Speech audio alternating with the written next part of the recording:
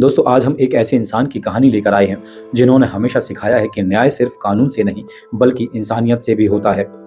हम बात कर रहे हैं दुनिया के सबसे दयालु जज फ्रैंक कैप्रियो का जन्म 1936 में अमेरिका के रोड आइलैंड में हुआ।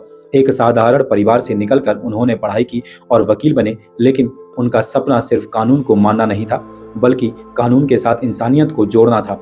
1985 से 2023 तक उन्होंने बतौर जज सेवा की, लेकिन उनका अंदाज अलग था। जब लोग उनके कोर्ट रूम में आते तो वे सिर्फ केस नहीं सुनते बल्कि उनकी निजी जिंदगी की कहानियां भी सुनते।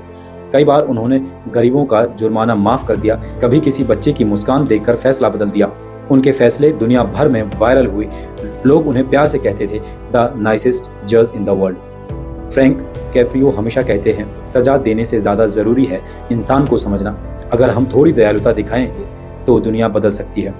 उनके फैसले हमें ये सिखाते हैं कि कानून जरूरी है, लेकिन करुणा और माफी उससे भी ज्यादा ताकतवर है। अपनी आखिरी वीडियो में उन्होंने कहा था, जिंदगी को प्यार करो, परिवार को समय दो और लोगों से अच्छे से पेश आओ।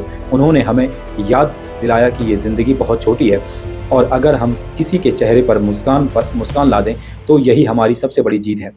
दोस्तों, जज फ्रैंक कैप्रियो अब इस दुनिया में नहीं रहे, लेकिन उनकी सोच और इंसानियत हमेशा जिंदा रहेगी। उनकी कहानी हमें सिखाती है कि चाहे आप किसी भी मुकाम पर हों, अगर आप इंसानियत और दयालुता नहीं खोते तो यही आपकी असली विरासत है। अगर आपको जज फ्रैंक कैप्रियो की ये कहानी प्रेरणादायक लगी है तो इस वीडियो को शेयर कीजिए। द नाइसेस्ट जज ने अपने इंस्टाग्राम पेज पर कई सारे वीडियो शेयर किए हैं और उनके इंस्टाग्राम पर तकरीबन 3 मिलियन फॉलोवर हैं।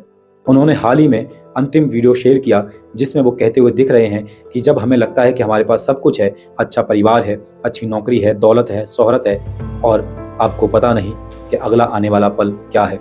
आने वाले पल में कुछ भी हो सकता है। वो कहते हैं कि मेरे पास परिवार था, अच्छी पोस्ट थी, पैसा था, लेकिन आने वाले समय में मुझे पता चला कि मुझे कैंसर है और कैंसर से पीड़ित होने के कारण वो इस दुनिया में भी नहीं रहे।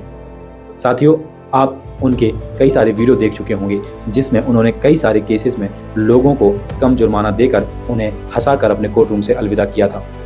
कई बार तो ऐसा भी देखने को मिला है कि उन्होंने एक बच्चे को जज की कुर्सी यानी कि अपनी कुर्सी पर बिठाकर ये पूछा कि आपके माँ बाप ने गलती की है या नहीं, उन पर जुर्माना लगाया जाना चाहिए या नहीं। बच्चे ने कहा गिल्टी, यानी कि बच्चे ने अपने माँ बाप को दोषी ठहराया और जुर्माना भी लगाया। इस नाइसेस्ट जज के लिए आपके मन में क्या विचार आते हैं, कमेंट कर हमें ज़रूर बताएं। और क्या ऐसे ही जज की भारत में भी ज़रूरत है जो ईमानदार हो, दयालु हो और इंसाफ करने के लिए जाना जाता हो। आपने देखा होगा अक्सर हमारे भारत में एक तरह जज बैठते हैं और बगल में उनके साथ में खड़ा हुआ व्यक्ति घूस ले रहा होता है। ऐसा अक्सर देखने को मिला है। अभी हाल ही में हाई कोर्ट के जज के घरों में नोटों के बंडल जलते हुए मिले थे, लेकिन अभी तक उन पर कोई कार्रवाई नहीं हुई। और वहीं दुनिया के सामने एक ऐसा जज भी है जिसे दुनिया के लोग नाइसेस्ट जज के रूप से जानते हैं। तो आप इस विषय पर क्या विचार रखते हैं, कमेंट कर अपनी राय ज़रूर बताएं। जय हिंद, जय भारत।